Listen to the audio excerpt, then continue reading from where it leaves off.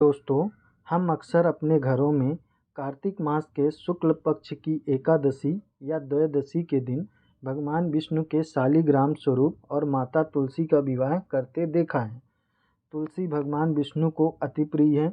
तुलसी के बिना भगवान विष्णु का भोग अधूरा माना जाता है। आखिर भगवान विष्णु को तुलसी इतना क्यों पसंद है? आखिर तुलसी कौन है और इसकी उत्पत्ति कैसे हुई? तुलसी पूर्व जन्म में एक लड़की थी जिसका जन्म राक्षस कुल में हुआ था, जिसका नाम वृंदा था। राक्षस कुल में जन्मी यह बच्ची बचपन से ही भगवान विष्णु की भक्त थी। जब यह बड़ी हुई तो इसका विवाह राक्षस कुल में ही दानवराज जलंधर से किया गया। वृंदा बड़ी ही पतिव्रत स्त्री थी, सदैव अपने पति की सेवा किया करती थी।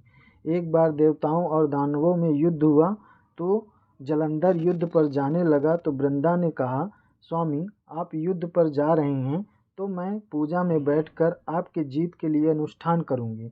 जब तक आप नहीं लौट आते मैं अपना संकल्प नहीं तोड़ूंगी।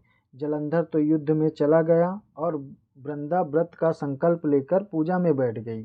उसके व्रत के प्रभाव से देवता भी उसे ना हरा सके।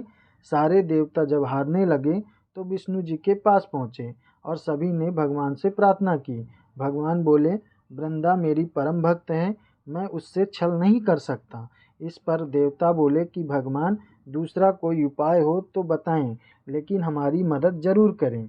इस पर भगवान विष्णु ने जलंधर का रूप धारण कर वृंदा के महल में पहुंच गए। वृंदा ने जैसे ही अपने पति को देखा तो तुरंत पूजा में से उठ गई और उनके चरणों को छू लिया। इधर वृंदा का संकल्प टूटा, उधर युद्ध में देवताओं ने जलंधर को मार दिया और उसका सिर काटकर अलग कर दिया। जलंधर का कटा हुआ सिर जब महल में आ गिरा तो वृंदा ने आश्चर्य से भगवान की ओर देखा, जिन्होंने जलंधर का रूप धर रखा था। तो तुरंत भगवान विष्णु अपने रूप में आ गए पर कुछ बोल ना सके। वृंदा ने कुपित होकर भगवान को श्राप दे दिया कि वे पत्थर के हो जाएं।